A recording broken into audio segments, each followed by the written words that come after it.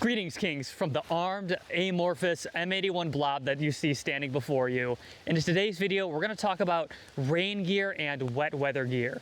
I've been spending a lot of time in the field in my military career as well as training civilian side, and I found that inclement weather always sucks, and nobody ever wants to train in the rain, but if it ain't raining, we ain't training. So in today's video, we're going to talk about how to keep yourself dry and comfortable in a tactical environment and why the poncho is my go-to for 90% of all tactical training events or field operations I've ever done, and why it is my one-stop shop that lives in my assault pack regardless of the environment and regardless of the scenario.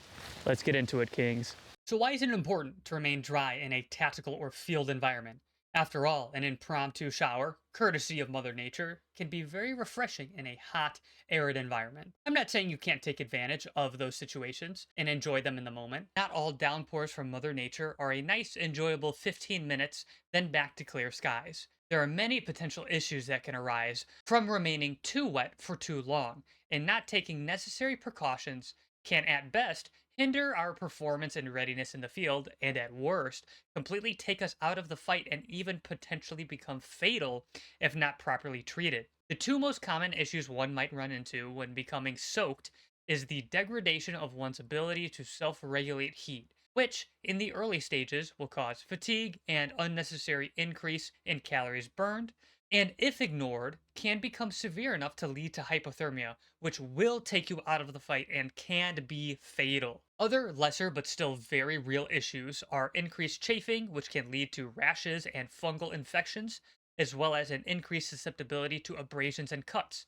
All things we'd rather avoid, especially when out in the field. So how do we do that? You can't just not train or stop training when it's raining. The two most common pieces of kit I've seen would be the wet weather top and bottom, or the poncho. The poncho is a very versatile and a multi-use item to have in your kit. And you can even wear it a few different ways depending on your environment and what your goals are when the weather starts to come down on you. Option one is worn like this, as you see me wearing it right now. Draped over your entire kit, it is your outermost layer. This method is very expedient to put on. It's very quick, and the pros are that when you throw it on in this manner, you are staying the most dry, and it is the most sheltering from the elements to you. It's covering your entire body. It is covering your kit and your assault pack or your rucksack, whatever you might be wearing. And that stops rain from soaking into your gear and weighing you down more as time goes on. The downsides are, though, it's a bit harder to get to your load-bearing equipment. It's a bit harder to do tactical movements. Obviously, it's not very slimly held to my body, so it will blow in the wind a bit more. It's more likely to get snagged on things. Wearing a poncho like this is really good for short-term movements in which you want to remain dry while you maneuver to your shelter, maneuver to your vehicle, or get out of the inclement weather. And option two, which we'll show in just a minute, is a much more tactical method and option for wearing the poncho, but comes with its own drawbacks too. As you see it here now, this is your other option for wearing a poncho in a tactical environment. It serves as your most external layer right before your load-bearing equipment. So as you can see, my vest, my rifle, my backpack are all on the outside of the poncho. This allows me to have much better access to items on my kit as well as to don and doff my assault pack. It also keeps the poncho much slimmer down on me and allows me to maneuver a whole lot easier. But if you notice too, my arms are a little more exposed. Of course, my kit, my load-bearing vest, or my plate carrier is exposed, and my assault pack is exposed as well, meaning that those items are going to get wet over time. And it's a good consideration to understand that your kit is going to get wet like this, and when you return to base, you're going to have to take extra care in ensuring that you dry it off properly and ensure things don't rust that you have stowed. Wearing the poncho like this also is more time consuming to set up. You have to take off all of your kit, all your load bearing equipment, throw on the poncho as your external layer, and then throw everything back on and ensure that you can still maneuver okay and you're not getting snagged anywhere and that the poncho is properly distributed throughout your body. So again, both options are very valid and have their use cases, and it's up to you on which one you choose based on your environment, your mission, and what your preferences are. The Mil-Spec Poncho has been my one-stop shop for all of my water-based inclement weather needs for the better part of 6 years now. It's lightweight, packs well, and takes up far less space than a dedicated wet weather top and bottom.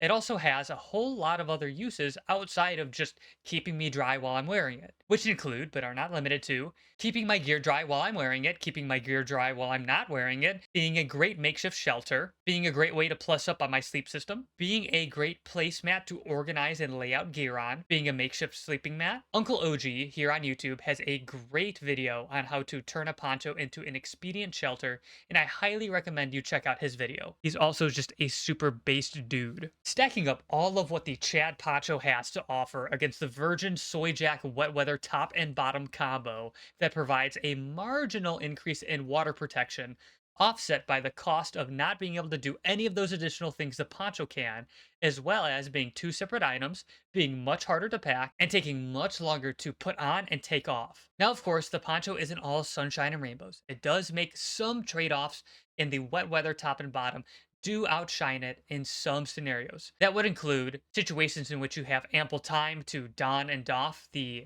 wet weather top and bottom, where the risk of hypothermia is elevated, or in which the terrain you are maneuvering in is especially dense or thick with snag points, in which the poncho would suffer and could potentially hinder your mobility and maneuverability. However, the poncho still stands to be my absolute go-to for 95% of situations I have found myself in, and is my first recommendation to anyone looking to pick up their first piece of wet weather gear if they haven't already picked one up, for all of the other fantastic uses it has as a peripheral piece of field equipment. For making it this far in the video, I wanted to say thank you. It means a lot to know that there are like-minded people out there who take interest in these sorts of topics and wish to expand their knowledge and their skill set. I had intended to make the after 10 years this is my AR build video, but I'm unfortunately behind enemy lines, and it's about a 2-hour drive for me to get anywhere I can conduct any meaningful training or shooting. Not to mention, it rained all day on the second day of filming, and that was the last day I was going to be at the filming location. So I took the opportunity to get this video out, and I hope it helped you all make a more informed decision on what you're going to pack or pick up for your next field trip. I hope all running around I did and the pissing rain encouraged you all to get out there, get after it, and get some good training in, despite the conditions being less than ideal. As always, stay safe while doing so. Pack plenty of water, even if the forecast calls for rain. Be sure to check out Uncle OG's channel too. He's been a huge help in getting me started on YouTube, and if you do enjoy my content, I welcome you to subscribe. There will be plenty more videos like this coming up in the future. While you're at it, if you did genuinely enjoy the video, found it interesting, or at least entertaining, go ahead and drop a like. We've got a community Discord with the link in the channel bio, in which we hang out and talk guns, gears, and why we're so afraid of women and still live in mom's basement. With that being said, keep your heads held high, kings. Hopefully I'll see you in the next video. Bones out.